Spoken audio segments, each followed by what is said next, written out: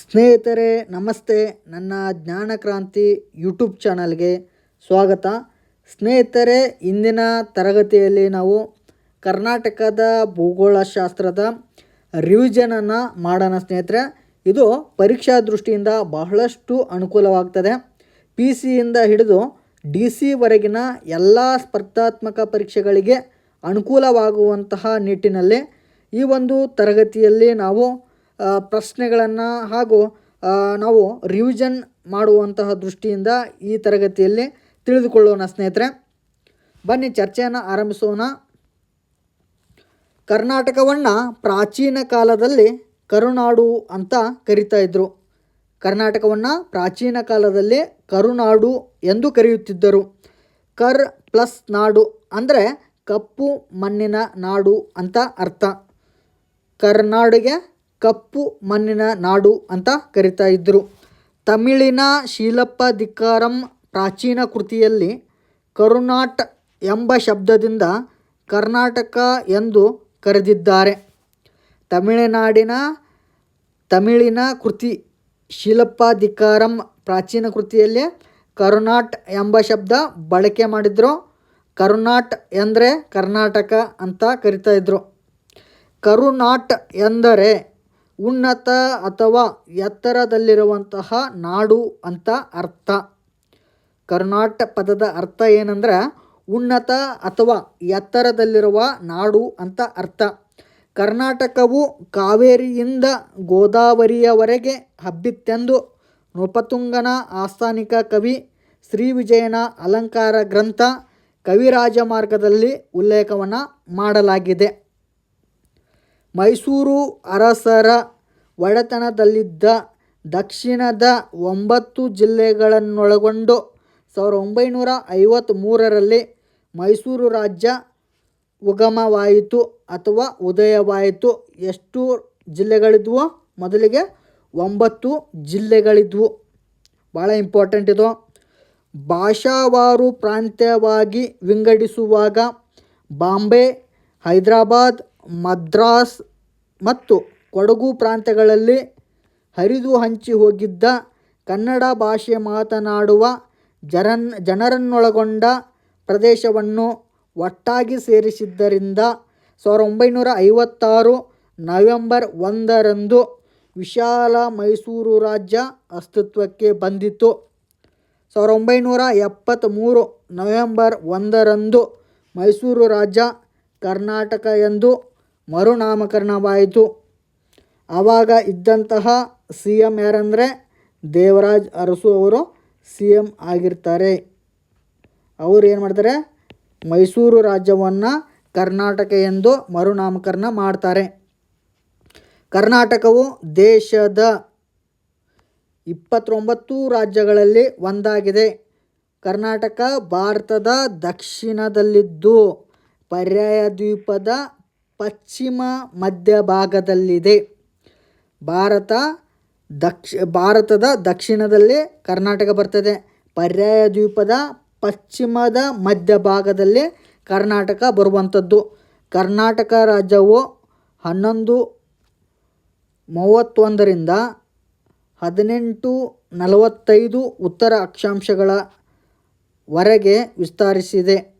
ಇನ್ನು 74.12ರಿಂದ 78.40 ಡಿಗ್ರಿ ಪೂರ್ವ ರೇಖಾಂಶಗಳ ನಡುವೆ ಕರ್ನಾಟಕ ವಿಸ್ತರಿಸಿರುವಂಥದ್ದು. ಸ್ನೇಹಿತರೆ, ಬಹಳ ಇಂಪಾರ್ಟೆಂಟ್ ಇದು.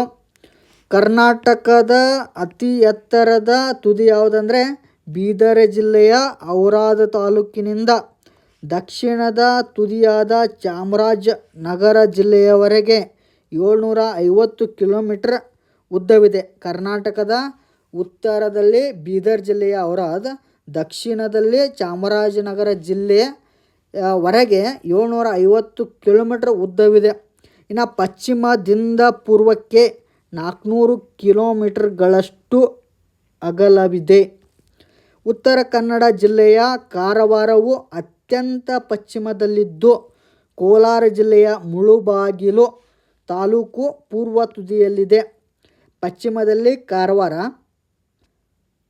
ಪೂರ್ವದಲ್ಲಿ ಕೋಲಾರ ಜಿಲ್ಲೆಯ ಮುಳುಬಾಗಿಲು. ಇವೆಲ್ಲ ನಮ್ಮ ಕರ್ನಾಟಕದ ಕೊನೆಯ ತುದಿಗಳು ಉತ್ತರದಲ್ಲಿ ಬೀದರ್ ಜಿಲ್ಲೆಯ ಔರಾದ್, ದಕ್ಷಿಣದಲ್ಲಿ ಚಾಮರಾಜನಗರ ಜಿಲ್ಲೆಯ ಮೋಯಾರ್ ನದಿ, ಈ ಕಡೆ ಪಶ್ಚಿಮದಲ್ಲಿ ಕಾರವಾರ, ಪೂರ್ವದಲ್ಲಿ ಕೋಲಾರ ಜಿಲ್ಲೆಯ ಮುಳುಬಾಗಿಲು. ಇವೆಲ್ಲ ನಮ್ಮ ಕರ್ನಾಟಕದ ತುತ್ತ ತುದಿಗಳು. ಇನ್ನು ಕರ್ನಾಟಕದ ಭೂ ಮತ್ತು ಜಲ ಗಡಿಗಳನ್ನು ತಿಳಿದುಕೊಳ್ಳೋಣ. ಪಶ್ಚಿಮಕ್ಕೆ ಅರಬ್ಬಿ ಸಮುದ್ರವಿದೆ, ಇಂಪಾರ್ಟೆಂಟ್.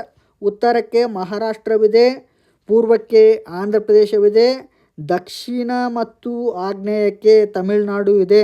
ದಕ್ಷಿಣ ಮತ್ತು ಆಗ್ನೇಯದ ದಿಕ್ಕಿನಲ್ಲೇ ತಮಿಳುನಾಡು ಗಡಿಯನ್ನು ಹಂಚಿಕೊಂಡಿದೆ.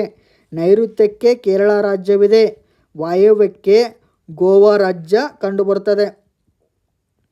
ಸ್ನೇಹಿತರೆ, ನಾವು ಇಂಪಾರ್ಟೆಂಟಾಗಿ ಪೂರ್ವಕ್ಕೆ 2 ರಾಜ್ಯಗಳು ಬರ್ತವೆ, ಆಂಧ್ರ ಪ್ರದೇಶ, ತೆಲಂಗಾಣ.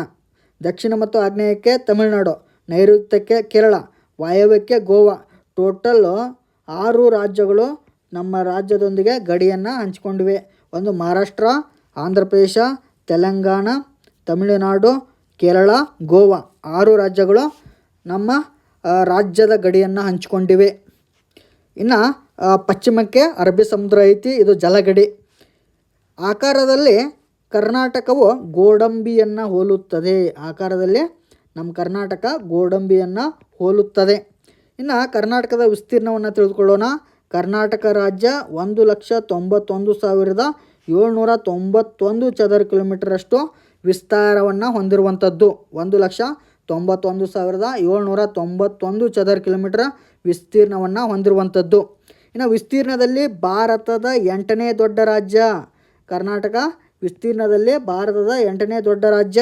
2011ರ ಜನಗಣತಿಯಂತೆ 6,11,30,704 ಜನಸಂಖ್ಯೆಯನ್ನು ಹೊಂದಿರುವಂಥದ್ದು. ಜನಸಂಖ್ಯೆಯಲ್ಲಿ ಎಷ್ಟಿದೆ? 9ನೇ ಸ್ಥಾನವನ್ನು ಹೊಂದಿದೆ. ಇಂಪಾರ್ಟೆಂಟ್ ಇದು 2011ರ ಸೆನ್ಸಸ್ ಪ್ರಕಾರ. ಇನ್ನು ಭಾರತದಲ್ಲಿ ಒಟ್ಟು ಭೌಗೋಳಿಕ ವಿಸ್ತೀರ್ಣದಲ್ಲಿ ಕರ್ನಾಟಕದ ವಿಸ್ತೀರ್ಣ ಎಷ್ಟಂದರೆ 5.83%, 5.83. ಇದು ನಮ್ಮ ಪಾಲು. ಭಾರತದ ಒಟ್ಟು ಭೌಗೋಳಿಕ ವಿಸ್ತೀರ್ಣದಲ್ಲಿ ಕರ್ನಾಟಕದ ಪಾಲು 5.83. ಸ್ನೇಹಿತರೆ, ಕರ್ನಾಟಕ ರಾಜ್ಯದ ಒಟ್ಟು ಜಿಲ್ಲೆಗಳು ಪ್ರಸ್ತುತ ಎಷ್ಟವ? 31 ಅವೆ. 31 ಜಿಲ್ಲೆಗಳಿವೆ. ಇತ್ತೀಚೆಗೆ ವಿಜಯನಗರ ಹೊಸದಾಗಿ ರಚನೆಯಾದಂತಹ ಜಿಲ್ಲೆ. ಇನ್ನು 246 ತಾಲೂಕುಗಳಿವೆ. ಹೋಬಳಿಗಳು ಕೂಡ ಹೆಚ್ಚಾಗಿವೆ. ಹಳ್ಳಿಗಳು ಎಷ್ಟು ಅಂದರೆ 27,481. ಸ್ನೇಹಿತರೆ, ಈಗ ನಾವು ಇದನ್ನು ಈ ಒಂದು ಸ್ಟ್ಯಾಟಿಕ್ಸನ್ನು ನಾವು ಅಪ್ಡೇಟ್ ಮಾಡಬೇಕು. ಇದು ಹಳೆಯದಾದಂತಹ ಮಾಹಿತಿಯಾಗಿದೆ, ಅಪ್ಡೇಟ್ ಮಾಡ್ಕೋಬೇಕು. ಇನ್ನು ನೆಕ್ಸ್ಟು ಬೆಳಗಾವಿ ಜಿಲ್ಲೆ ವಿಸ್ತೀರ್ಣದಲ್ಲಿ ಅತಿ ದೊಡ್ಡ ಜಿಲ್ಲೆ ಬೆಳಗಾವಿ. ಬೆಂಗಳೂರು ನಗರ ಜಿಲ್ಲೆ ಅತಿ ಚಿಕ್ಕ ಜಿಲ್ಲೆಯಾಗಿದೆ. ಬೆಂಗಳೂರು ನಗರ ಏನಿದೆಯಲ್ಲ ಅದು ಅತಿ ಚಿಕ್ಕ ಜಿಲ್ಲೆ. ಅತಿ ದೊಡ್ಡ ಜಿಲ್ಲೆ ಬೆಳಗಾವಿ. ಇನ್ನು ಕರ್ನಾಟಕದ 4 ಆಡಳಿತ ವಿಭಾಗಗಳನ್ನು ನೋಡೋಣ. ಬೆಂಗಳೂರು, ಮೈಸೂರು, ಬೆಳಗಾವಿ, ಕಲಬುರಗಿ. ಇವೆಲ್ಲ 4 ಆಡಳಿತ ವಿಭಾಗಗಳು. ಆಡಳಿತದ ಅನುಕೂಲಕ್ಕಾಗಿ 4 ಆಡಳಿತ ವಿಭಾಗಗಳನ್ನು ರಚನೆ ಮಾಡಿದ್ದಾರೆ. ಇನ್ನು ಸ್ನೇಹಿತರೆ, ಕರ್ನಾಟಕದ ಏಕೀಕರಣದ ಕೆಲವು ಪಾಯಿಂಟ್ಸ್ಗಳನ್ನು ನೋಡೋಣ. ರಾಹ ದೇಶಪಾಂಡೆಯವರ ಅಧ್ಯಕ್ಷತೆಯಲ್ಲಿ 1890 ಜುಲೈ 10ರಂದು ಕರ್ನಾಟಕ ವಿದ್ಯಾವರ್ಧಕ ಸಂಘವನ್ನು ಧಾರವಾಡದಲ್ಲಿ ಸ್ಥಾಪಿಸಿದರು. ರಾಹ ದೇಶಪಾಂಡೆಯವರ ಅಧ್ಯಕ್ಷತೆಯಲ್ಲಿ 1890ರಲ್ಲಿ ಕರ್ನಾಟಕ ವಿದ್ಯಾವರ್ಧಕ ಸಂಘವನ್ನು ಧಾರವಾಡದಲ್ಲಿ ಸ್ಥಾಪಿಸ್ತಾರೆ. ಕರ್ನಾಟಕದ ಏಕೀಕರಣದ ಸಂದರ್ಭದಲ್ಲಿ ಇಂಪಾರ್ಟೆಂಟ್ ಇದು.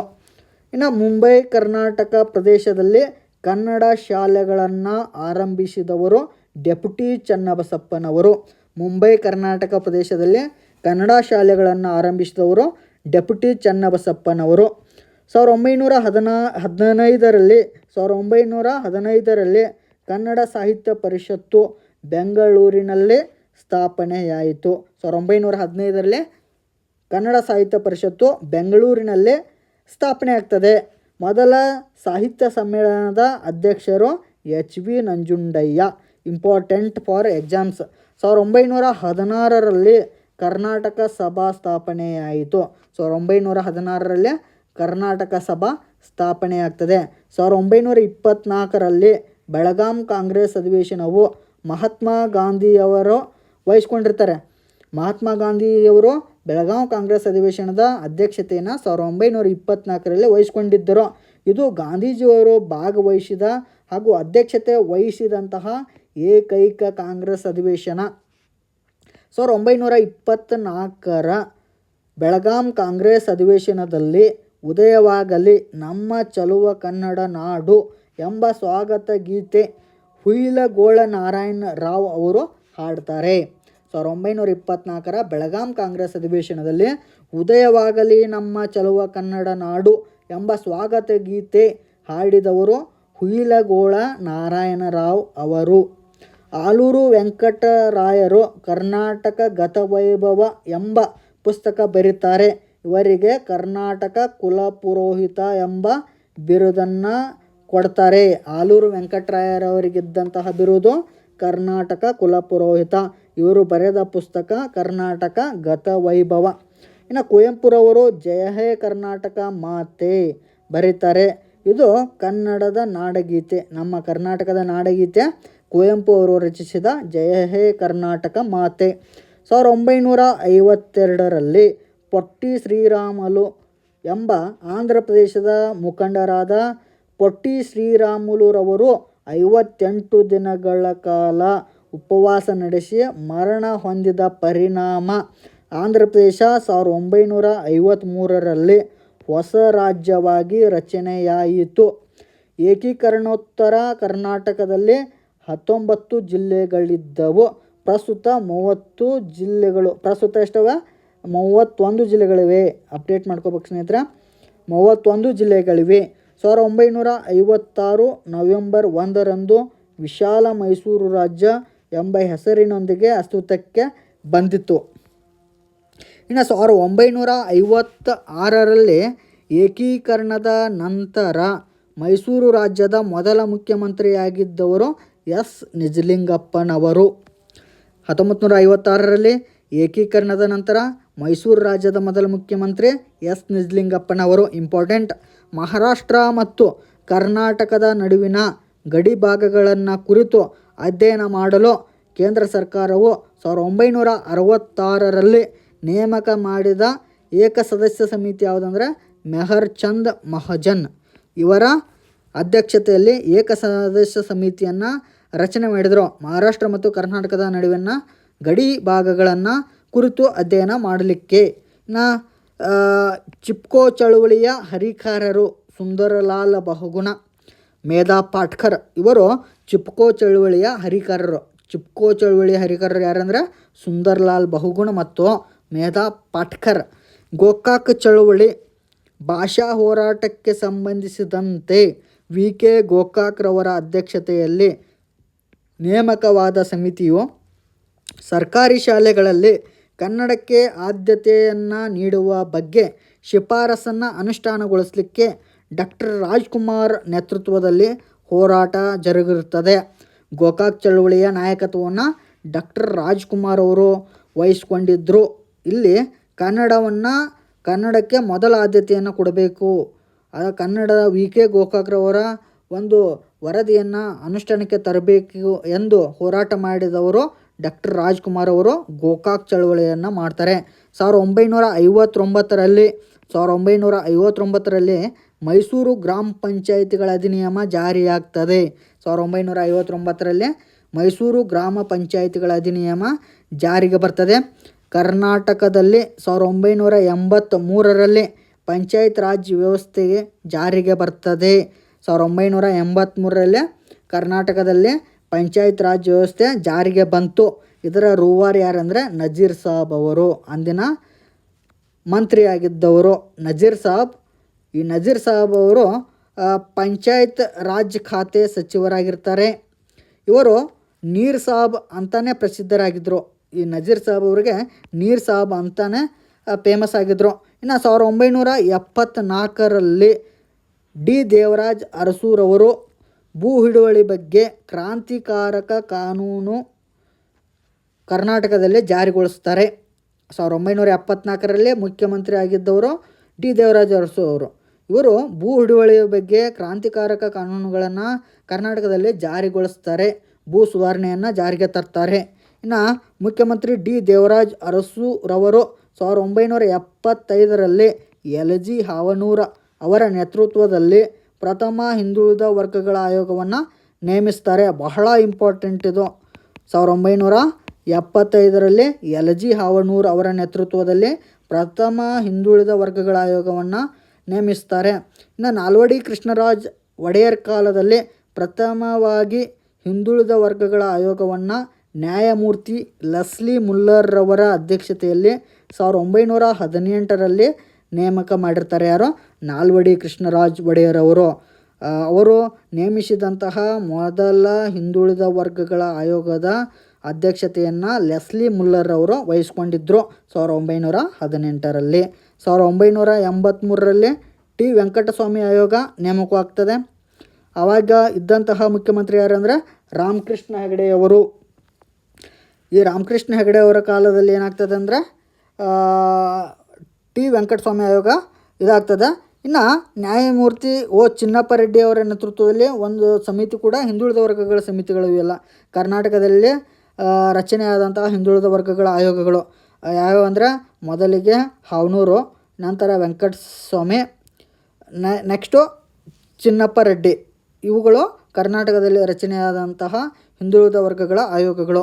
ಇನ್ನು ಕೈಗಾರಿಕಾ ನೀತಿ ಕರ್ನಾಟಕ ರಾಜ್ಯದಲ್ಲಿ 1948, 56, 77, 80ರಲ್ಲಿ 1948, 1956, 1977, 1980ರಲ್ಲಿ ಪ್ರಮುಖ ಕೈಗಾರಿಕಾ ನೀತಿಗಳು ಜಾರಿಗೆ ಬರ್ತವೆ. ಸ್ನೇಹಿತರೆ, ಇಷ್ಟು ನಾವು ಕರ್ನಾಟಕದ ಭೂಗೋಳದ ಬಗ್ಗೆ ಕೆಲವು ಪಾಯಿಂಟ್ಸ್ಗಳನ್ನು ಸ್ನೇಹಿತರೆ ಪರೀಕ್ಷಾ ದೃಷ್ಟಿಯಿಂದ ರಿವಿಷನ್ ಮಾಡುವಂತಹ ದೃಷ್ಟಿಯಿಂದ ನಾವು ಚರ್ಚೆಯನ್ನು ಮಾಡಿದ್ವಿ.